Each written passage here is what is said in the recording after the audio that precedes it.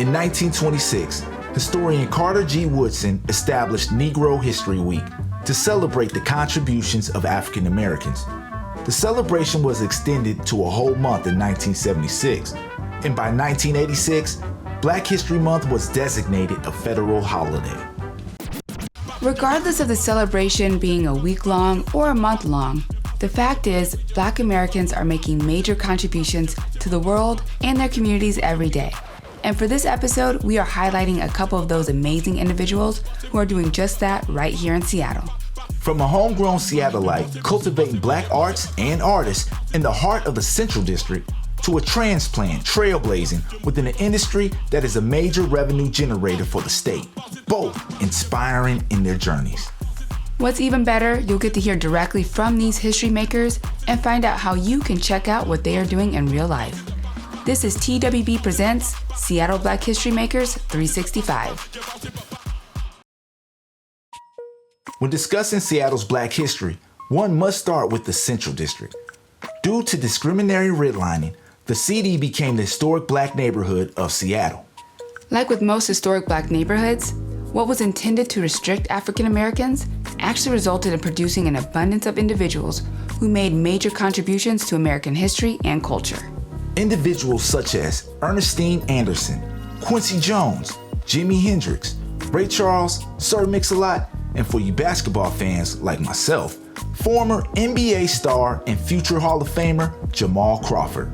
Today, the CD looks a lot different than it did during its heyday as a designated Black neighborhood in Seattle.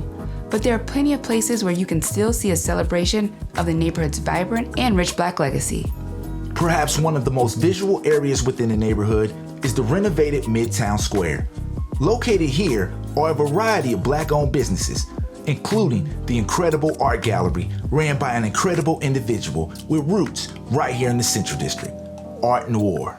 My name is Jazmyn Scott. I'm the executive director of Arte Noir. So Arte Noir is a nonprofit organization housed here in the heart of the Central District on the corner of 23rd and Union. We were founded in 2021 by Vivian Phillips, who is my mother, and has been kind of a pillar in the arts and culture community here in Seattle. What we really strive to do is a few things. We want to generate revenue for Black artists and creatives. We want to uplift them and provide space and stability for Black artists and creatives. We build programming around each exhibit. We really try to highlight and give the artists space to share their stories while also sharing their work in the gallery as well. I think one of the things that I like to make sure people know about Arte Noir when they come into this space is that, yes, it's a gallery. Yes, there's shopping that can be done. We are really situated here to be a community hub. So more than just coming to see the art or coming to shop, I reiterate over and over again, I don't want our relationships with the community to be transactional. I want you to feel like this is your place, whoever you are, but especially Black folks. When they come in the doors, they feel like there is some sort of reflection of them in this space. They feel warm and welcomed by our staff. They feel like there's something that they can connect with. So regardless if they walk out of the door with anything, I think people keep coming back for the feeling of connection and community, and we were very intentional about creating that. Jazmyn's mother wasn't only the driving force behind creating Arte Noir, she also represented the beginning of their family's Seattle roots. My mom is first generation Seattleite.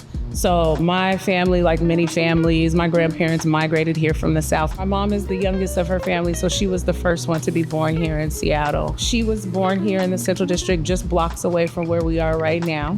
The rich legacy of the Central District holds a powerful aura that isn't just significant to Arte Noir, but also to other Black businesses located within. There's something that draws you into the Central District, and it really is because it carries so much legacy. There's so much history, so many stories. I mean, it's just always been a special place. And I think for me, during the times when we didn't live directly in the Central District, I was always drawn to the city. I always wanted to be here. And the people are just special. When you see people like Earl and Earl's Barbershop across the street, we have Communion Restaurant, Evoke Cafe, Jerk Shack, Marjorie Restaurant, we have Made Space up the street. There's so so many Black businesses coming back into the Central District. There's just a knowing that we have because we come from this place, we support one another, and we really exist in community. We're kind of here to just remind people that we are here. We're still here. Our stories are worth being heard and told, and we exist in this space just like everyone else does with our special stories. If you find yourself in the Central District, we definitely recommend dropping into Arte Noir and experiencing it for yourself. Matter of fact, Arte Noir is one of the stops a part of our TWB Seattle Neighborhood Tour. That's right, on our neighborhood tour, we are taking you to the Central District and the Arte Noir, where you can meet Jazmyn and experience the gallery for yourself. Go to lovetwb.com/TWB-tours to learn more about the dates and book your tickets. The next individual we're highlighting may not originally be from Seattle, let alone the Central District, but is representation within the industry that oftentimes is lacking with Black faces has just as an inspiring impact. Now fully legal in 24 states and medically legal in 42 states, the cannabis industry is becoming more and more prevalent, especially considering the fact it added approximately $149 billion to the economy in 2025.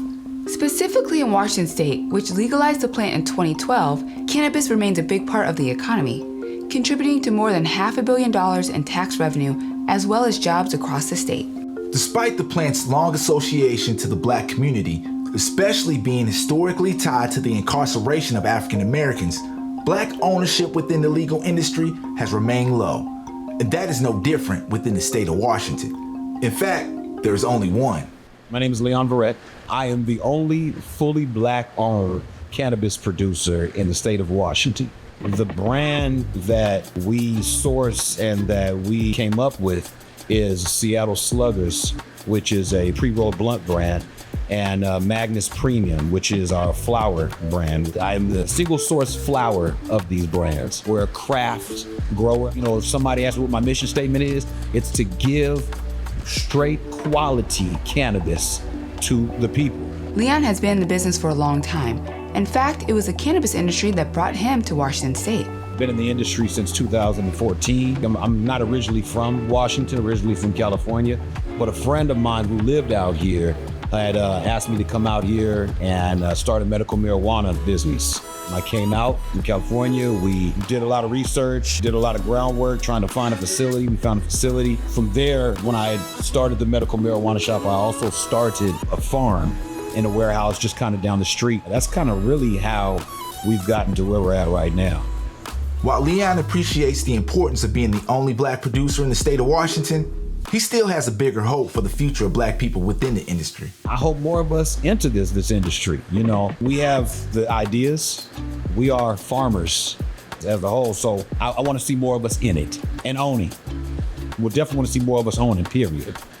According to Leon, there are a couple of states, including the state of Washington, that's trying to address the lack of Black and minority ownership within the industry. They have an equity program out here in Washington. They've done it in other states, but out here in Washington, it's kind of new. And it has been helpful for people of color and those that have been imprisoned from cannabis. We're definitely rooting for Leon and for more Black owner representation within the industry. As you've seen, the work and contributions being made by these two individuals is not only inspiring, but also history-making. We wish continued success to both of them. Being business owners ourselves, we are definitely inspired by the work that these two have done and are doing, motivating us as entrepreneurs to continue to be impactful and contributing to Washington's Black history. So be sure to support these two Black businesses. Until next time, beautiful people, stay up, stay true, and do you.